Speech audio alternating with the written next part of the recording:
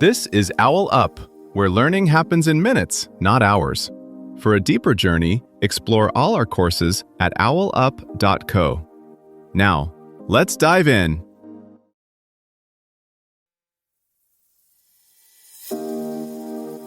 Welcome to Chapter 1 of the Longevity Code, where we're cutting through all the wellness noise to figure out what actually helps you live longer. Today we're diving into the real science behind lifespan extension and rating each method by how confident we can actually be in the research. Let's get into it. Right now, your future lifespan is being decided more by your shoes and your dinner plate than by any lab-grown anti-aging breakthrough.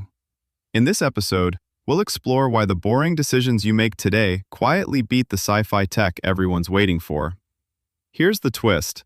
The secret to living longer is less like discovering a hidden cheat code and more like quietly stacking small, proven advantages. In this episode, we're not chasing rumors from longevity blogs or cherry-picked mouse studies. We're ranking what actually moves the needle in humans, with confidence levels attached. Think of it as upgrading from internet folklore to an evidence-based leaderboard. We'll put smoking, blood pressure, and weight control side by side with caloric restriction, exercise routines, diabetes drugs, senolytics, and gene tinkering, and ask one question: where would you bet your own years?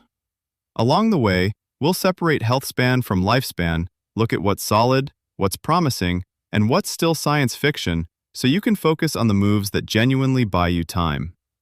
Think of this episode as zooming out from single hacks and asking a harder question. How do all these levers interact over decades? A smoker who runs marathons, a lean desk worker who never exercises, a blood pressure-controlled patient on metformin but sleeping 5 hours a night, each sits at a different point on a complex map. We'll look at where the strongest data clusters, how much credit each behavior or therapy realistically earns, and why stacking several medium wins often beats chasing one mythical breakthrough. We'll also flag where research might flip the script in the next 10 to 20 years, and where it almost certainly won't. Here's where the leaderboard gets interesting. When you zoom in, the top players don't just add years in isolation, they interact, amplify, and sometimes cancel each other out. Start with the heavy hitters we haven't unpacked yet: smoking, blood pressure, and body weight. In large human cohorts, someone who never smokes, keeps their blood pressure in a healthy range, and avoids obesity doesn't just live longer, they tend to delay the first major disease by close to a decade. The key twist: those gains are mostly independent. If you fix smoking but ignore blood pressure, you still gain, but you're leaving years on the table. Fix all three, and they stack. Now layer physical activity on top. The data show that moving from almost nothing to a bit more than nothing delivers a surprisingly large slice of the benefit. You don't need to be an endurance athlete. Going from 0 to, say, brisk walking most days captures a substantial fraction of the survival advantage, with resistance work adding extra protection against frailty and disability. Past a certain point, doing more gives diminishing returns, and at extreme volumes, maybe even harm. So the magic is in going from low to moderate, not from great to superhuman. Food timing and quality add another dimension. Interventions that trim total calories or mimic that state, Mediterranean patterns, time-restricted eating, appear less about pushing a live forever button and more about lowering the risk of specific killers: cardiovascular disease, type 2 diabetes, some cancers. Interestingly, their impact often shows up first in how long you stay free of chronic disease, rather than in dramatic jumps in maximum lifespan. In other words, they seem to reshape the slope of decline more than the final cutoff. Then come drugs with side benefits. Metformin and SGLT2 inhibitors weren't designed as longevity agents, yet people on them often die less from a range of causes, not just from diabetes. That raises a practical question. Is the real value in prescribing them broadly, or in aggressively preventing the metabolic problems that require them in the first place? On the frontier, mouse data on rapamycin, senolytics, and reprogramming suggest we may eventually be able to directly edit the aging process itself, not just its risk factors. But the distance between adding 20 to 30% lifespan to a mouse and safely adding even 5% to a human is enormous. and so are the ethical and safety hurdles. For the foreseeable future, the most reliable way to play that frontier may be through well-run clinical trials, not DIY experimentation. What emerges is less a single master switch and more a layered score: behavior at the base, smart medical management in the middle, and carefully vetted experimental tech, if and when it proves itself, at the top.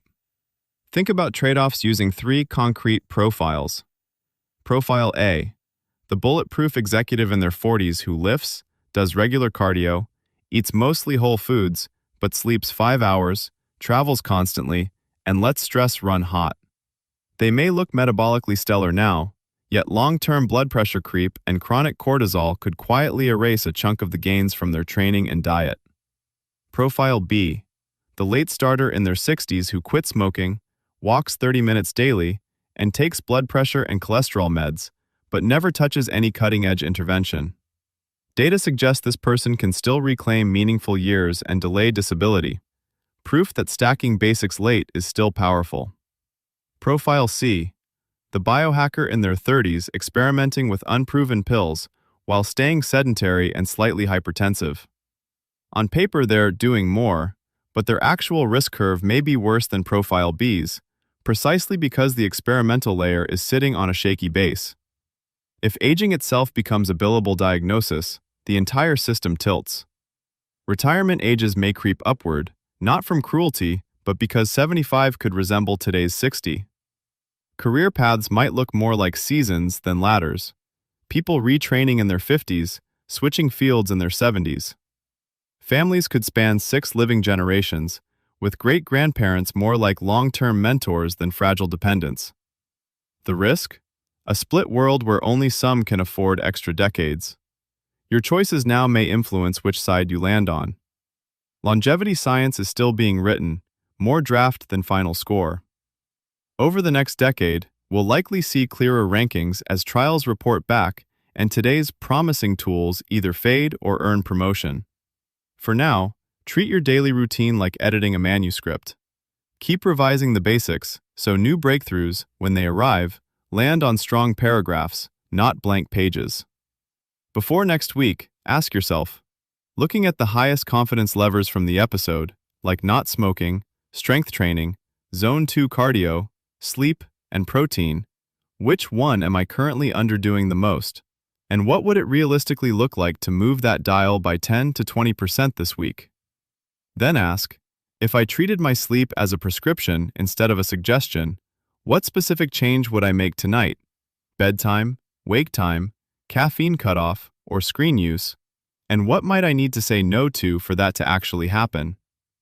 Finally, when I imagine my 80-year-old self thanking me for a choice I make today, which concrete habit from the episode, like a 30-minute walk after dinner, adding a second day of resistance training, or scheduling that overdue lab work, would they be most grateful I started this week? This was OwlUp, your daily step forward.